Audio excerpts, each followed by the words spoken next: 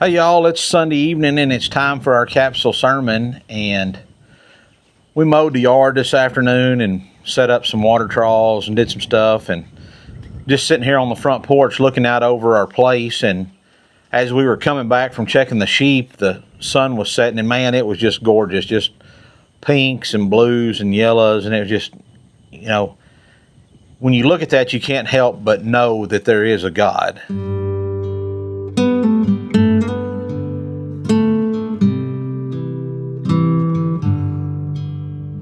And when I think about that, I also think about in the times that we're in, and this happened all throughout history, not just now. I mean, everybody thinks they're living in kind of the worst time there is, But people still ask the question, well, how does a loving God allow all the bad things in this world to happen? He could stop it, right? Anytime he wants to. And he absolutely can, and he absolutely will stop it at some point. But, when I see that sunset, I know that God is in control of everything. He sees the sun rise, he makes the sun rise, he makes the sun set, he makes the rain come, he makes the drought come, he does all those things. But just because God is in control doesn't mean that he controls everything. And what I mean by that is God gives us free will to make decisions. So, as a boss, you're in control of your business, but that doesn't mean you control every single aspect. You let people that are underneath you make their own decisions and do things, and some of them do wrong and you have to fire them. Some of them do right and you promote them. And that's kind of the way I look at this, guys. God wants us to love him. God wants us to rely on him to provide us the information and the willpower and the strength to do the right thing in any situation. But some folks continually deny God, deny who he is, deny his warnings, deny his instruction, his guidance, and eventually God says, all right, I'm going to turn you over and I'm going to let you do whatever you want to, but you're going to have to face the repercussions of your actions.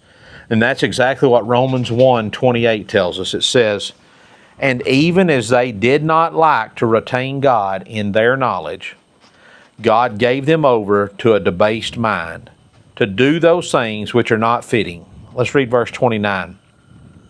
Being filled with all unrighteousness, sexual immorality, wickedness, covetousness, maliciousness, full of envy, murder, strife, deceit, evil-mindedness.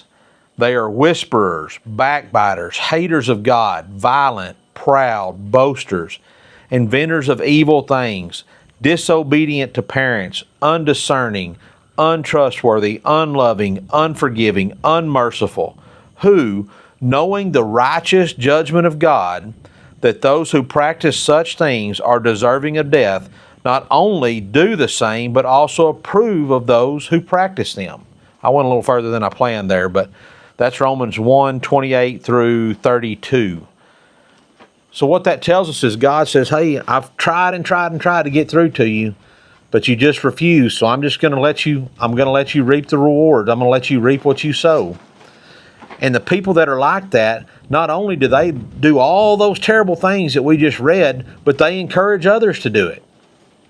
And that's what's wrong with this world. It's not that God isn't loving, it's that people are sorry. And that's all it boils down to, guys. We're a sorry, sinful people, and some of us choose to reject God and some of us choose to follow God. Even though we follow God, it doesn't mean we're perfect. It doesn't mean we're without sin. It doesn't mean that we don't do some of these things some of the time. But what it does mean is that we're actively seeking God and seeking to better ourselves. So if you're trying to make that transition from evil and sorry to a little bit better with Christ in your life, I hope you do, guys. I love you. God bless you. Y'all keep praying.